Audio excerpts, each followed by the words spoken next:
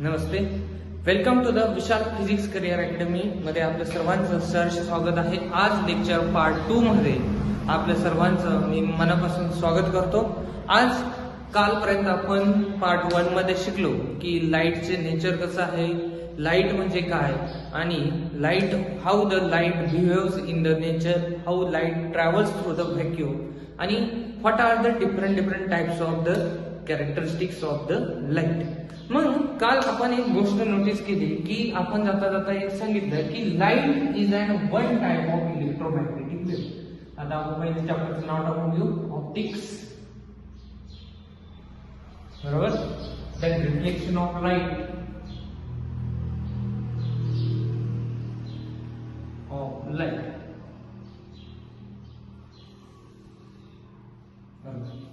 मग काल आपण शेवटला जाता जाता एक गोष्ट नोटीस केली होती की ज्यामध्ये आपण म्हणलो होतो light is an one type of electromagnetic wave. Light ही काय आहे, it is an one type of electromagnetic wave.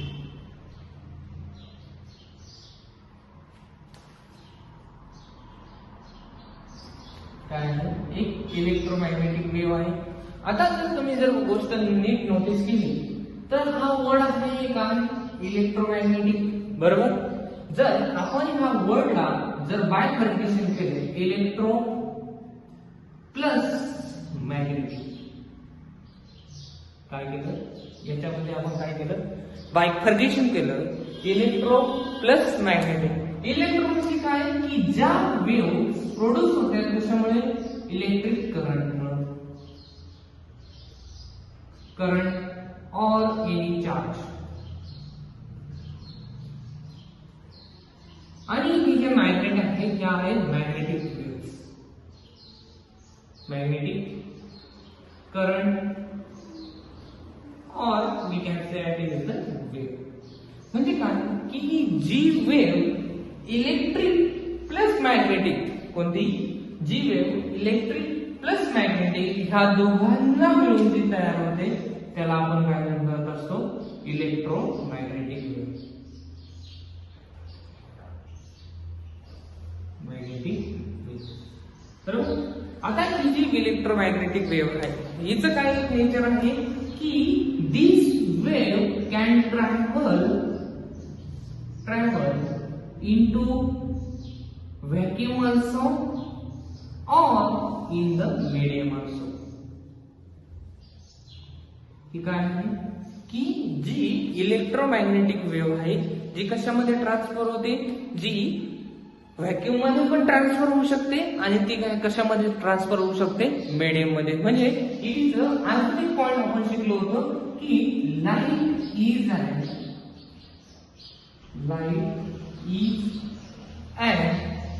one form of energy, and one form of energy, बरोबर आहे।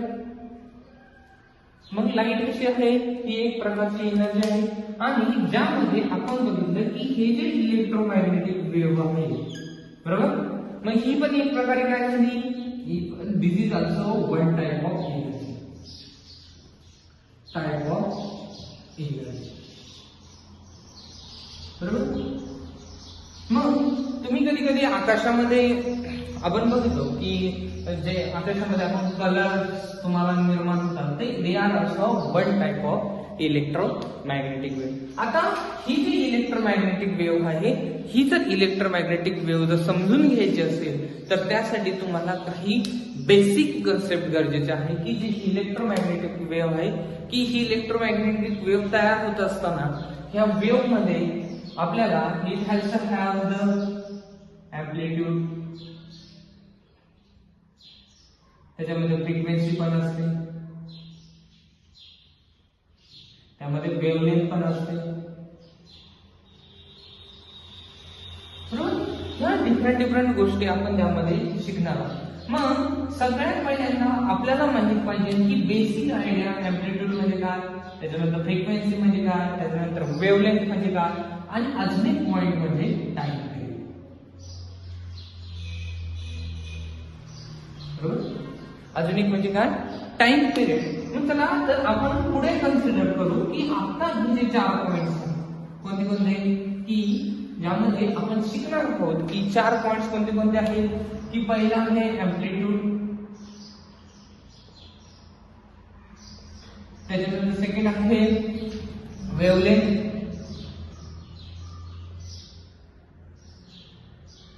तिसरा आहे फ्रिक्वेन्सी आणि चौथा आहे टाइम.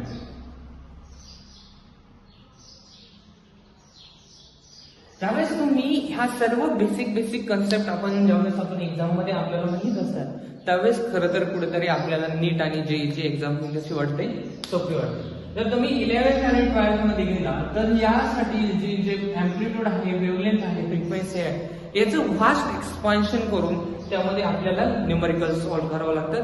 मग चला तर खरं आपण बघू की पहिला आहे एम्प्लिट्यूड. पहिला काय घेऊ आपण एम्प्लिट्यूड म्हणजे काय की ज्यावेळेस एखादा पार्टिकल काय होत असतो, सपोज दिस वन ही एक वेव्ह बघा, ओके, ही एक वेव्ह आहे. मग मी काय म्हणतो की ज्यावेळेस एम्प्लिट्यूड म्हणजे काय की जेव्हा एखादा पार्टिकल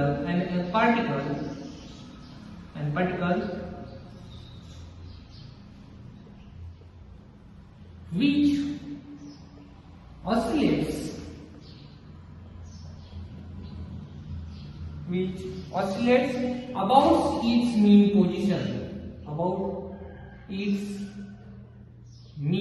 position,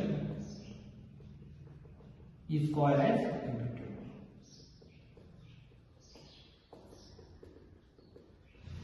बरोबर.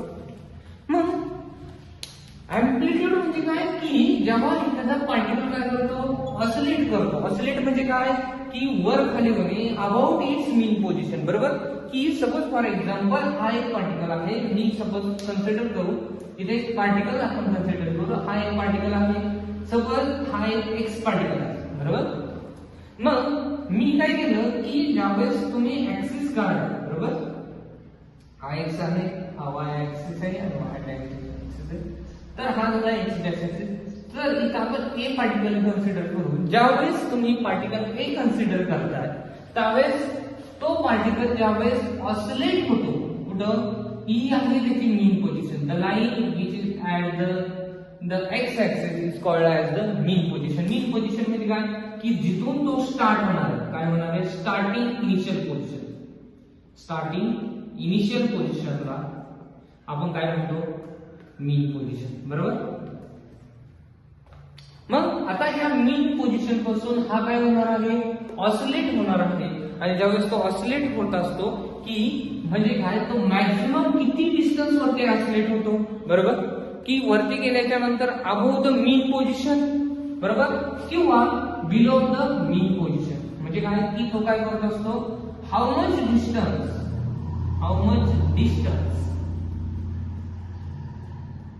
इट ऑसिलेट्स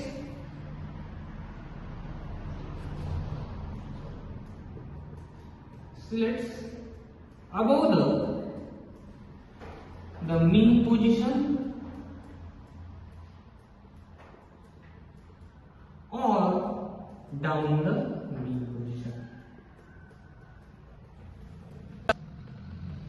म्हणजे काय म्हणतो की तो की ज्यावेळेस हा पार्टिकल आहे, सपोज हा एक पार्टिकल आहे, सपोज हा जर गेला वरती 0.1 सेंटीमीटर, बरोबर, 0.1 सेंटीमीटर जर वरती गेला किंवा 0.1 मीटर आपण कन्सिडर करू, बरोबर, आणि हा जर सेंटीमीटर गेला 0.1 मीटर, मग त्यावेळेस आपण त्याला म्हणू शकतो की ह्या ज्या फ्रिक्वेन्सी ही जी फ्रिक्वेन्सी आहे हिची एम्प्लिट्यूड किती आहे, 0.1 मीटर आहे.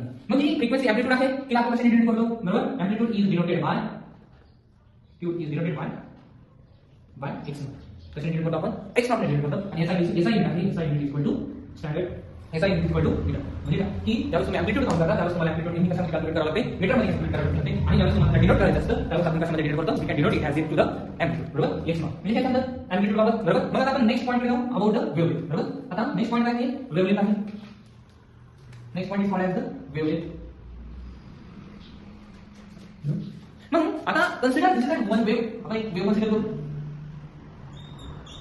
बरोबर, बरोबर. मग आता ह्या ज्या वेव्ह मध्ये तुम्ही कन्सिडर करताय, बरोबर, मग the length of successive wavelength म्हणजे काय, length of successive crest and trough. Trough is called as the wavelength. Called as the wavelength. बरोबर. आता मी जी डेफिनेशन लिहिली आहे म्हणजे काय, the successive crush and the trough. काय सक्सेसिव्ह क्रश म्हणजे काय, की जी लेंथ आहे वेवलेंथ म्हणजे काय, की जेवढे मॅक्सिमम हाईट हा अबोव्ह गेला, बरोबर, above the mean position, above the mean position. Mean position याला काय म्हणायचं, क्रश म्हणायचं. ही पोझिशन आहे याला म्हणायचं क्रश, आणि जो ट्रफ पोझिशन आहे याला काय म्हणायचं, ट्रफ पोझिशन. म्हणजे जो मीन पोझिशनचा डाऊन साइड आहे त्याला काय म्हणायचं, ट्रफ पोझिशन. काय म्हणायचं, ट्रफ पोझिशन. मग काय की जी वेवलेंथ आहे, बरोबर, जी वेवलेंथ आहे की जी ज्या पोझिशन पासून सुरुवात होते. सपोज फॉर एक्झाम्पल मी ह्या पोझिशन पासून सुरुवात केली, ह्या पोझिशनला मी काय केलं, इथे एक पॉईंट दिला आणि इथे पॉईंट मेजर केला की ज्यावेळेस की वन ऑसिलेशन पूर्ण करते त्यावेळेस हाईट पूर्ण करते, बरोबर, की ज्या वन पोझिशन मध्ये सपोज इथून सुरुवात झाली आणि जी इनपुट आहे इथे आहे, बरोबर. म्हणजे काय की ज्यावेळेस वन क्रॅश आणि वन हे ड्रॉप ती कंप्लीट करते त्यावेळेस आपण काय म्हणतो तिला वेवलेंथ. आणि wavelength is always denoted by the lambda. काय केलं जातं, wavelength length is always denoted by Greek letter lambda. आता ग्रीक लेटर आहे लॅम्डा म्हणजे काय की ज्यावेळेस हा वन ड्रॉप आणि वन क्रॅश आणि वन ड्रॉप ज्यावेळेस तो कंप्लीट करतो त्यावेळेस आपण काय म्हणतो त्याला वेवलेंथ म्हणतो. असतो म्हणजे lambda is denoted by wavelength आणि it is SI unit in metre. SI unit is in metre. Okay, नाही SI युनिट काय आहे, मीटर आहे, बरोबर. मग द वेवलेंथ म्हणजे काय की जी डिस्टन्स ट्रॅव्हल करते, बरोबर. ही जी वेव्ह डिस्टन्स ट्रॅव्हल करते from one point source to the point B source. म्हणजे काय, सपोज इथं बी पॉइंट घेऊ की सपोज फॉर एक्झाम्पल मी त्याला इथं ड्रॉ करून दाखवलं तुम्हाला की ह्या पॉइंट सोर्स पासून ह्या पॉइंट सोर्स पर्यंत, बरोबर. मग ही जी डिस्टन्स ट्रॅव्हल होते, बरोबर, ही ह्या जे डिस्टन्स ट्रॅव्हल झाला वन क्रेस्ट आणि वन ट्रफचा जो डिस्टन्स ट्रॅव्हल झाला त्याला काय म्हटलं जातं की एक वेवलेंथ म्हटली जाते, बरोबर. याची किती वेवलेंथ आहे, सपोज जर मी याची जर वेवलेंथ काढली तर हा एक वेवलेंथ आहे, one wavelength, one oscillating wavelength आहे, बरोबर. मग याच्यामधलं जे डिस्टन्स आहे याला काय म्हणतो आपण, लॅम्बडा म्हणतो. याच्यामधलं काय आहे, डिस्टन्स, याला काय म्हणतो आपण, लॅम्बडा म्हणतो. म्हणजे की ज्यावेळेस तुम्ही साऊंड चॅप्टर मध्ये शिकला असाल, बरोबर.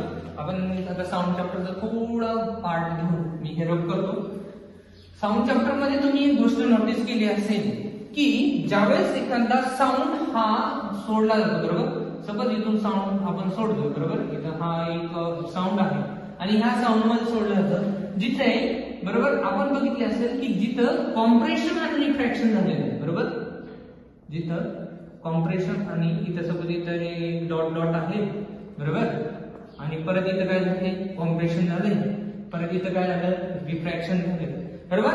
मग जे कॉम्प्रेशन आणि refraction, the successive compression and refraction is called as the one wavelength, बरोबर. की ह्याला पण काय म्हणलं जातो आपण, वन वेवलेंथ म्हणली जाते. म्हणजे काय की ह्या किती डिस्टन्स वरती कॉम्प्रेशन झाले, बरोबर, कॉम्प्रेशन झाले आणि रिफ्रॅक्शन झाले, बरोबर. जर तुम्ही जर ट्युनिंग फॉर्क घेतला असेल तर तुम्ही जर 9th स्टँडर्ड मध्ये जर शिकला असेल की ज्या साऊंड चॅप्टर मध्ये, बरोबर, साऊंड चॅप्टर मध्ये आपण ट्युनिंग फॉर्कचा यूज केला होता, बरोबर. की ज्यामध्ये तुम्ही ट्युनिंग फॉर्क मध्ये काय बघितलं होतं की पहिल्यांदा कॉम्प्रेशन झालं होतं, त्याच्यानंतर परत रिफ्रॅक्शन झालं, परत कॉम्प्रेशन झालं.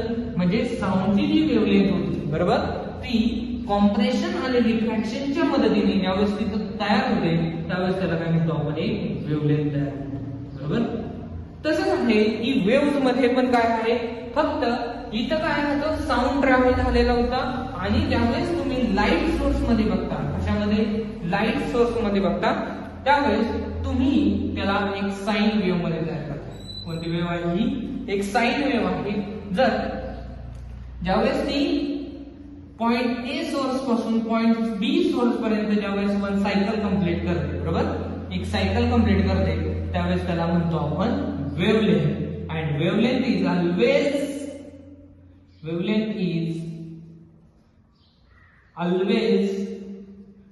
Denoted by lambda. वेवलेंथ कशाने डिनोट केली जाते, लॅम्बडाने डिनोट केली जाते, बरोबर. मग आता हे आहे, मग आपण ज्याला म्हणतो लॉंगिट्युडिनल वेव्ह, बरोबर, आणि ट्रान्सव्हर्स वेव्ह, बरोबर. ट्रान्सव्हर्स आणि लॉंगिट्युडिनल वेव्ह म्हणजे ज्यामध्ये, आता हे बघा, ज्यावेळेस तुम्ही वेवलेंथ बघता त्याच्यामध्ये पण दोन वेव्ह आहेत. First one is लॉंगिट्युडिनल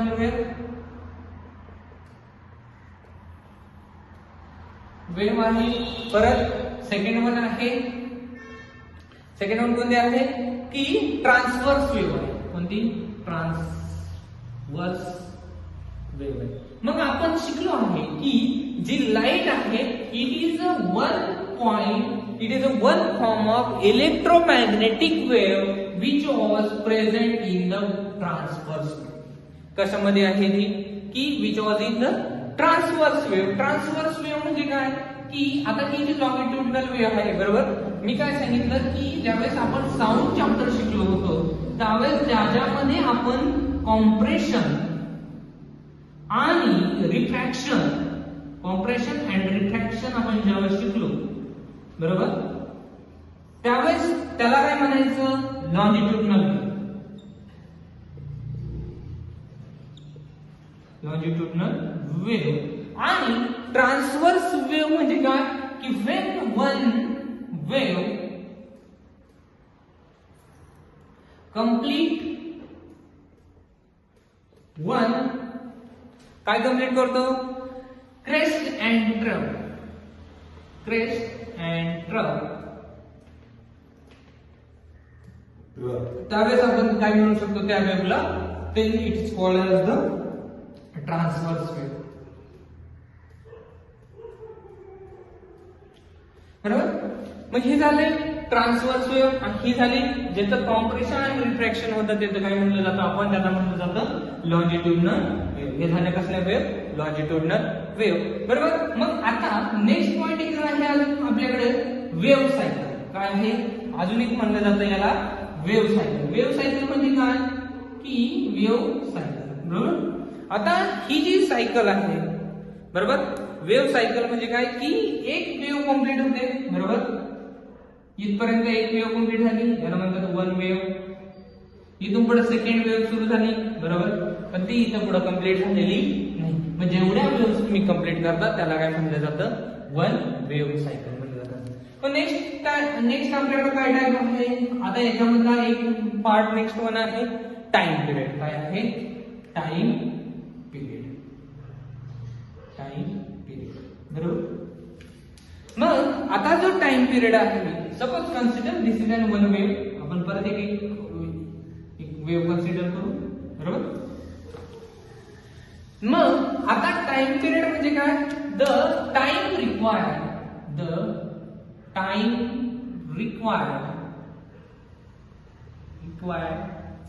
to complete one cycle, to complete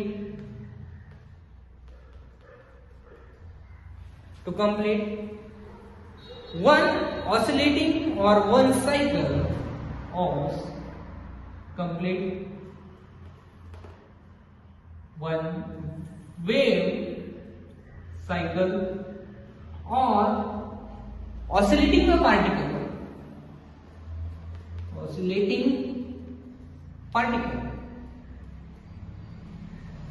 is called as the time.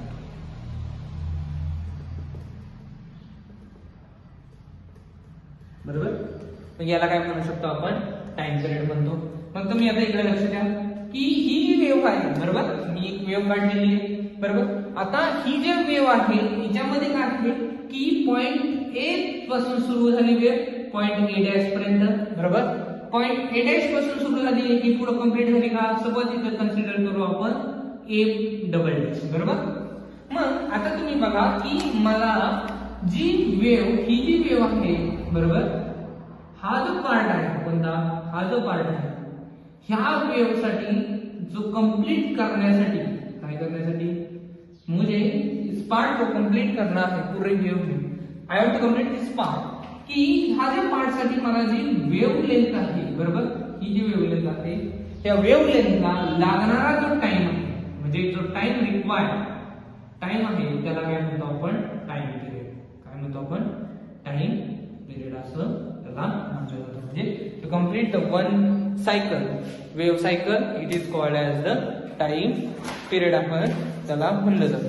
मग नेक्स्ट पार्ट काय आहे की आता मी तुम्हाला समजून सांगितलं की time required to complete the one wave cycle बरोबर आहे. म्हणजे ही जी वन वेव्ह आहे ही कंप्लीट करण्यासाठी त्याला जेवढा टाइम लागतो त्याला काय म्हणलं जातं एक टाइम पिरियड म्हटलं जातं बरोबर. मग नेक्स्ट पार्ट आपल्याकडे काय आहे चला बरं पुढे. मग आता पुढे जाऊ की लास्ट पार्ट आपल्याकडे राहिलेला आहे फ्रिक्वेन्सी. लास्ट पार्ट आहे काय आहे आपल्याकडे? फ्रिक्वेन्सी.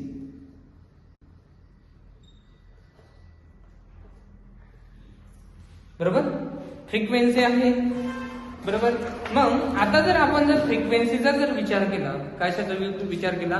जर आपण जर फ्रिक्वेन्सीचा विचार केला, the number of wave cycle or the oscillating to complete in 1 second is called as the frequency or the it is a or we can say as frequency is inversely proportional to 1 upon time. बरोबर, frequency is inversely proportional to the 1 upon time. मग frequency जी आहे, फ्रिक्वेन्सीचे SI unit काय आहे बरं? Frequency तुम्ही शिकला आहात की फ्रिक्वेन्सीचं जे एसआय युनिट आहे it is called as the hertz. जो हर्ट्झ सायंटिस्ट होता त्यांनी ज्या वेव्स डेव्हलप केल्या त्याला काय म्हणतो आपण? फ्रिक्वेन्सीचं म्हणतो. मग जर मी जर म्हणलो की माझ्याकडे एक वेव्ह आहे, consider this is one wave.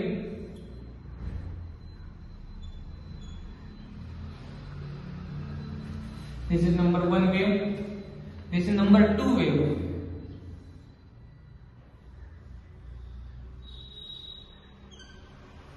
Okay, and this is number 3 wave.